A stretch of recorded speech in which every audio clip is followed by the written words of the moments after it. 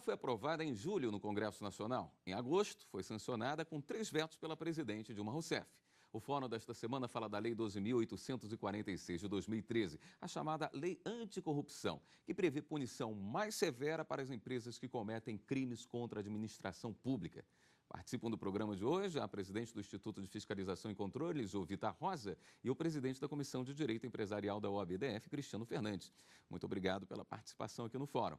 E eu convido vocês a assistir uma reportagem feita pela Carolina Chaves, que explica um pouco melhor essa nova lei. Acompanhe. A nova lei cria responsabilidades nas esferas civil e administrativa, sem excluir a culpa de dirigentes e pessoas ligadas indiretamente ao crime. Com isso, será mais difícil empresas com problemas com a justiça participarem de contratos e licitações com o poder público. Essa lei vai atingir aqueles que desviam dinheiro público em licitações e contratos e ainda que dificultam a investigação e a fiscalização de órgãos públicos. Para isso, as pessoas ou empresas que tentarem manobras para contratar com a administração serão barradas, porque a nova lei vai impedir a participação de laranjas. A nova lei pretende estimular a denúncia espontânea e também o acesso fácil a documentos e informações que facilitem a investigação. Para a Controladoria Geral da União, essa lei representa mudanças no tratamento do dinheiro público. Aquelas empresas que não enfrentavam até hoje uma legislação diretamente capaz de puni-las, porque não existia, agora pensarão 2 vezes, porque além das medidas já existentes, que podem levar à sua inidoneidade, que representam impossibilidade de obter novos contratos, elas sofreriam agora multas pesadíssimas, de até 60 milhões de reais, ou até 20% do seu faturamento, capazes, portanto, de inibi-las. Muito bem, parece que temos um vento bom soprando na nossa direção, né? Doutor Cristiano, me permitiu, eu gostaria de começar com a doutora Jovita. A senhora acredita que teremos uma forte inibição da corrupção com a chegada dessa lei?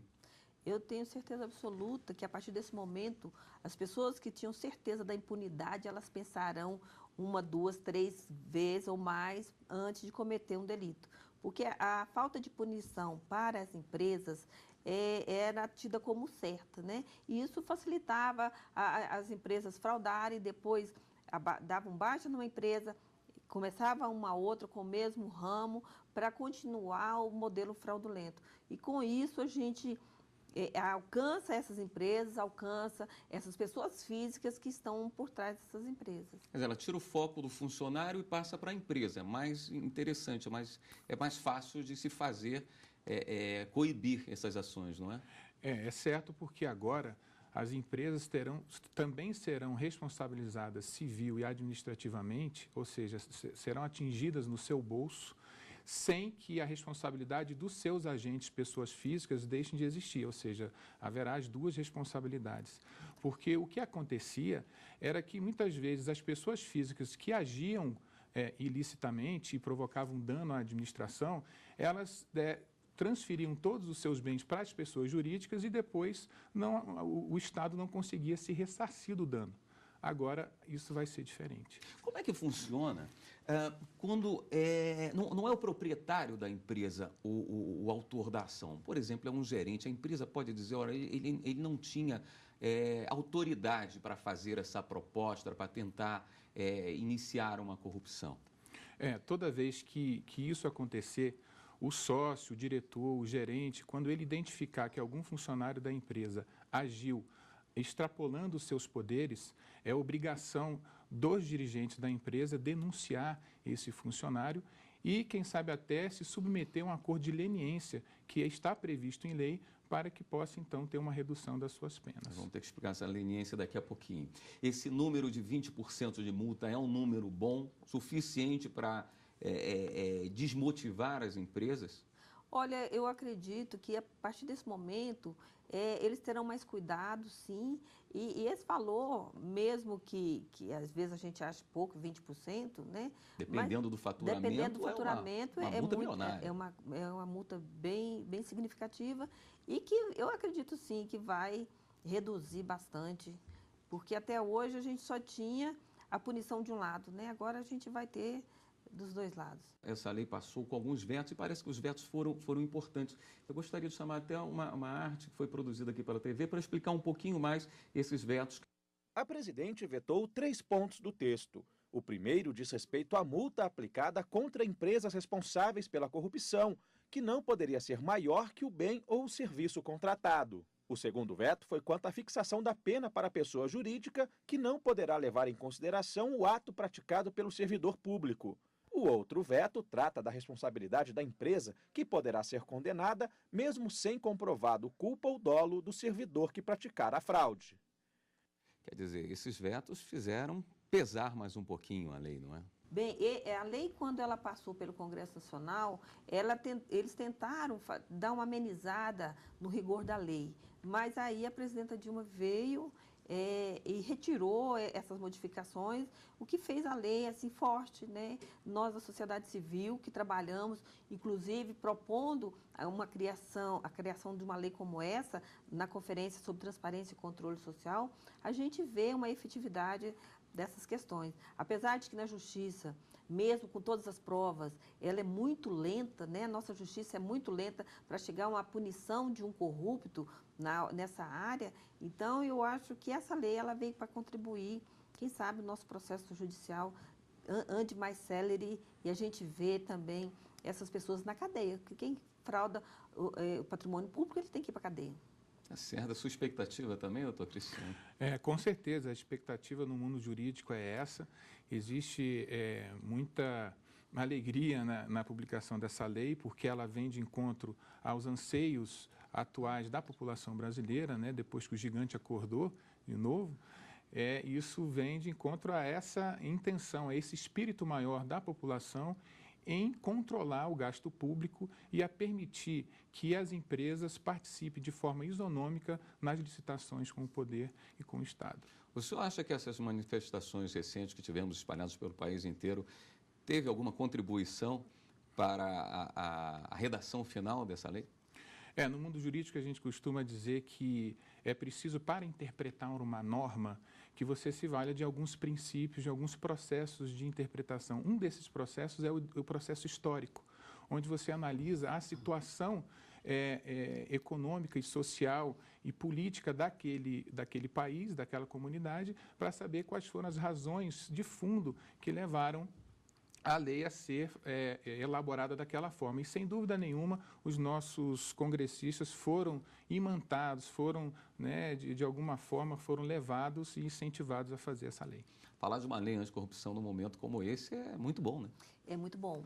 Agora, só para contextualizar mais, Sim. né? Desde 2004, nós trabalhamos numa caravana da cidadania de combate à corrupção. Em 2009, a Controladoria Geral da União, ela fez um seminário de transparência e controle social e nós estudamos várias políticas públicas dentro da área com a visão do controle social.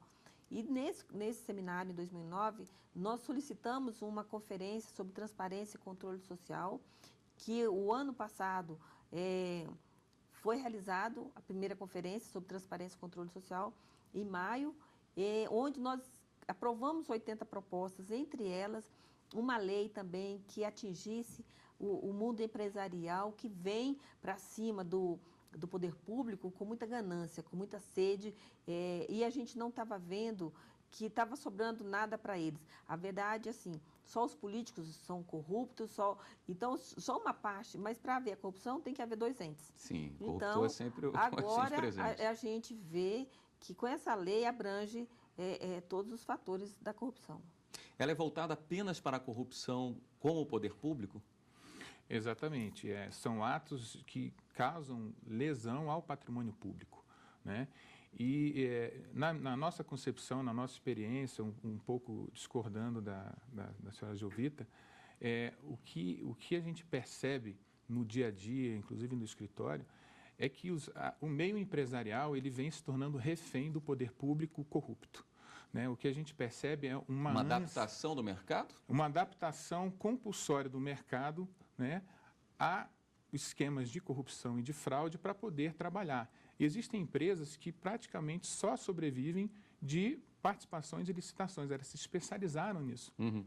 E o que a gente percebe é que o empresário chega reclamando que sempre tem o pregoeiro, o leiloeiro, o chefe da comissão de licitação, o presidente, querendo sempre os seus 10%, seus 20%, seus 30%.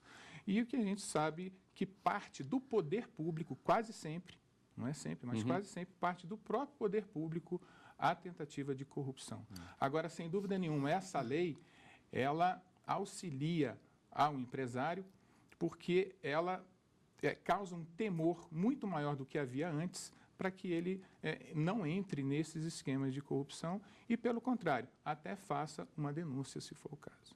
Ela pune as duas pontas? Essa parte, ela pune mais a empresa, né? Porque a punição para o agente público, ela já está prevista e é o que acontece normalmente.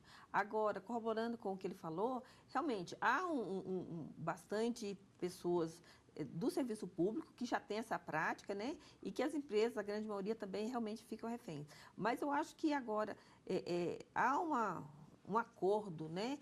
Uma coisa quase que normal as pessoas fazerem isso. E a gente vê essa questão toda ligada ao financiamento de campanha. O Caixa 2 de campanha vem daí, sabe? Quando o gestor público ele pede que a empresa ganhadora repasse um pouco do contrato para ele, é para financiar a campanha do seu partido, né? E que a gente está assistindo aí, esses julgamentos, né, que está movendo o Brasil, mas a gente vê que a origem é o financiamento da campanha.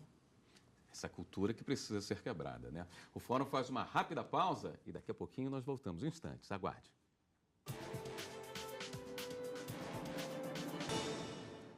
O Fórum está de volta e no programa de hoje a gente fala da recém-criada Lei Anticorrupção. Ela prevê uma multa de até 20% do faturamento anual. É fácil se esconder o faturamento anual de uma empresa? Sem dúvida, né? Mecanismos jurídicos e contábeis, é possível que a empresa faça todo tipo de fraude escondendo o seu real faturamento, né? Inclusive fazendo Caixa 2, e isso contribui para que as multas sejam fixadas em valores menores do que poderiam ser. Mas a lei tem uma trava em relação a isso. A lei prevê 1/10 até 20% do faturamento anual da empresa relativo ao ano anterior à prática do ato lesivo, mas se houver alguma dificuldade de se alcançar esse faturamento, ou se for verificado que houve fraude no faturamento, então a multa poderá ser fixada em valor determinado de R$ 6.000 até R$ 60 milhões. Mais um desestímulo. Mas, com certeza, um desestímulo importante. Perfeitamente. Tem algum tratamento, existe alguma previsão de um tratamento diferenciado para empresas que orientem seus funcionários a não entrarem nessa prática? Olha, que eu tenha conhecimento, eu não acredito que um funcionário, né, pode ser que ocorra entre no esquema desse de corrupção sem anuência dos seus dirigentes, seus donos, né? Eu acho muito difícil, porque há um esquema todo já mobilizado de corrupção dentro desse meio. Eu sou contadora, eu trabalho no Departamento de Auditoria do SUS. Então, muitas vezes, a gente pega um processo licitatório para analisar. A partir do edital de licitação, já está a direção da empresa que deve ganhar aquilo ali. Então, a gente só vai procurando onde a gente vê as fragilidades do processo, né? E com relação a isso, nós da sociedade civil, lá do Instituto de Fiscalização e Controle, nós criamos um observatório social para Brasília. Esse observatório social, a gente está acompanhando a política pública a partir do orçamento. A denúncia espontânea é um bom caminho?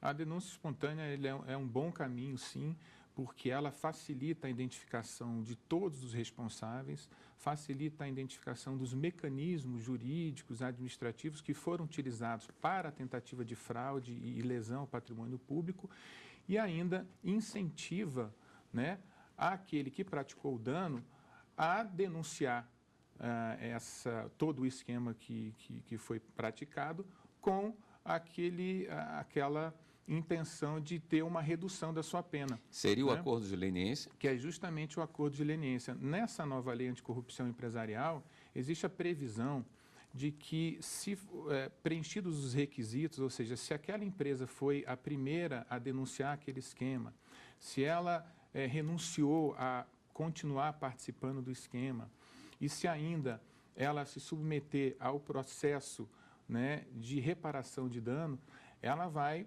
poder se beneficiar da redução da pena. Ela terá uma aplicação de multa que poderá ter uma redução de até 2/3 da multa principal aplicada e não haverá publicação daquela decisão que condenou a empresa com base nessa lei, porque uma das penas é tornar público que aquela empresa praticou um ato lesivo. Então, no acordo de leniência, ela não terá essa pena. E também não terá... E poderá continuar trabalhando com o poder público? E poderá continuar trabalhando com o poder público depois de haver a sua reintegração. Mas outro benefício que a lei traz é não ter a proibição de doações e incentivos dos órgãos públicos quando estiver no exercício da empresa, que essa é uma pena muito grave, que impede a empresa de ter o seu exercício normal com qualquer incentivo público. Essa punição ela também ela deixa de existir. É uma espécie de delação premiada. É uma delação premiada, sem dúvida nenhuma, do aspecto administrativo. Nós já tivemos algum exemplo? Por enquanto não, porque a lei, nós tivemos exemplos na lei do CAD, né, que em determinados aspectos ela até conflita com essa nova lei anticorrupção empresarial, mas isso, o meio jurídico, os tribunais deverão se debruçar para resolver essa questão. Temos um caso de licitação do metrô de São Paulo, algum tempo atrás, então seria possivelmente a lei do CAD que estaria sendo observada nesse caso do metrô de São Paulo. Não sei se o senhor se recorda do caso. Sim. No caso do metrô de São Paulo, houve aplicação não só da lei do CAD, mas também da lei de licitações, a 8666, né? Que tanto a lei do CAD como a lei das licitações, que são leis federais, elas prevêem multas e punições administrativas e jurídicas que podem ser aplicadas dependendo do ato lesivo que foi perpetrado pela empresa ou pela pessoa jurídica que foi contratada. Nesse caso, a gente consegue perceber uma coincidência de normas que são aplicáveis contra o mesmo fato. E isso pode gerar uma certa confusão na aplicação dessa nova lei, mas isso os tribunais com certeza vão dirimir com proficiência. Esse acordo de leniência não é algo muito comum no Brasil. O senhor acredita que a partir de agora venha acontecer com uma frequência maior a utilização dessa ferramenta? Olha, eu acredito, assim como existe da pessoa física, né?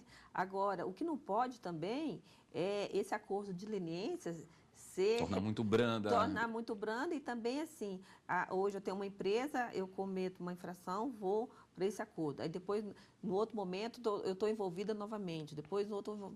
Então, eu acho que tem que ser uma única vez. Ela teve a oportunidade de ter essa brandura, né, na punição, mas que isso não se repita. É porque pode abraçar uma quantidade maior de empresa, né? O benefício pode ser interessante, né? Mas assim, eu falo de uma única empresa, né? Certo. Uma única empresa ser beneficiada por várias vezes que ela se envolveu no mundo fraudulento e obteve esse benefício. Pois não, doutor. A lei, inclusive, traz esse aspecto, né? A lei não permite que o acordo de leniência seja repetido. Né? Essa preocupação realmente a lei teve de forma interessante até e incentiva mesmo que a empresa faça a denúncia numa só vez de todos os esquemas que ela tem consciência ou participação, né? Porque se ela deixar para fazer num segundo momento, ela não terá mais direito à leniência, tal como a senhora Jovita colocou, e é realmente uma imposição muito justa e que deve ser aplicada. Uma coisa é se fazer a denúncia, outra se comprovar, e uma outra muito mais complicada é conseguir reaver o dinheiro, o dano, né? Ela prevê também alguma coisa nesse sentido para facilitar a recuperação do dinheiro gasto de forma incorreta? Sim, a lei traz alguns procedimentos preliminares que podem ser adotados para bloqueio de bens, né? Congelamento, suspensão das atividades da empresa, proibição de participação em novas licitações, desde que obedecido o devido processo legal administrativo, que a lei traz alguns procedimentos que precisam ser cumpridos.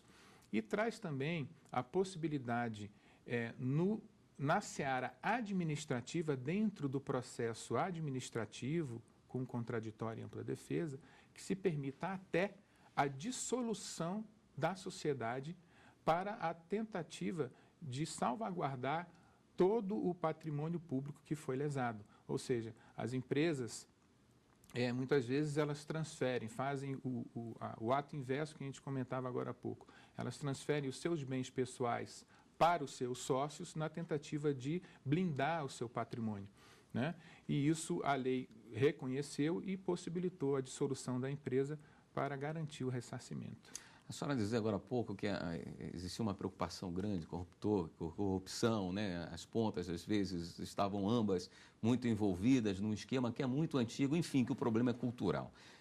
No seu entender, com a entrada dessa lei, a gente faz uma modificação imediata dessa situação no país, ou por ser cultural, ainda vai levar um tempo para que a gente diminua esse tipo de corrupção? Eu percebo que a sociedade brasileira, principalmente essas que ocuparam as ruas nos últimos tempos, há uma conscientização.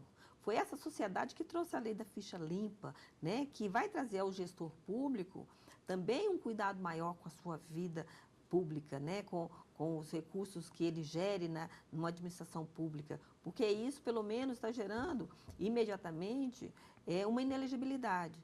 Então, a sociedade acordou. Eu acho que pode ser que não aconteça imediatamente, mas, assim, eu acho que num processo mais rápido, mais ágil, eu acho que essa lei vai ser absorvida pela sociedade e vai fazê-la cumprir. Inclusive, de encontro a isso, seria muito interessante, a gente faz até um apelo ao poder público, para que gaste as suas verbas de publicidade, também tornando mais de fácil acesso essas leis punitivas de anticorrupção, a lei do CAD, o Código de Defesa do Consumidor, né, para que a sociedade tenha noção mínima e básica jurídica para poder fazer a denúncia ou aconselhar outra pessoa a fazer a denúncia, o que vai tornar a aplicação dessa lei mais rápida dentro do mundo jurídico. Dentro dessa proposta dele, né, pode também vir a LAI, que é a Lei de Acesso à Informação, que é uma lei que, se a sociedade não se tomar posse dela, ela vai ser uma letra morta. Então, a sociedade, o poder público precisa mostrar para a sociedade que foi uma lei do Poder Executivo, essa Lei de Acesso à Informação, e ela é tão benéfica, né, para a transparência, e a gente precisa que essa lei aconteça de fato de direito. Doutor Cristiano, para fechar, o Brasil agora entra numa lista de países que pune de forma severa a corrupção contra o seu governo? Infelizmente não, William. O que nós estamos percebendo é um esforço para que isso aconteça, né? É um esforço parecido com o que acontece nos Estados Unidos e na Europa, onde, inclusive, em alguns casos de empresas grandes, de grandes corporações, a própria empresa denuncia os seus diretores e seus funcionários para se beneficiar do acordo de leniência, o que facilita o processo de punição e de paralisação da fraude. Mas é só um esboço de uma boa tentativa, por enquanto. Bom, demos o primeiro passo, isso é muito bom, né? E o programa de hoje fica por aqui. Nós conversamos com a presidente do Instituto de Fiscalização e Controle, Jovita Rosa, e com o presidente da Comissão de Direito Empresarial da OAB-DF, Cristiano Fernandes. Muito obrigado a todos e até a próxima. E você pode rever esse programa na página da TV Justiça. O endereço é www.tvjustiça.jus.br. Envie também a sua sugestão para o programa. O e-mail é fórum@stf.jus.br. Na próxima semana tem mais uma edição do Fórum para você. Até lá.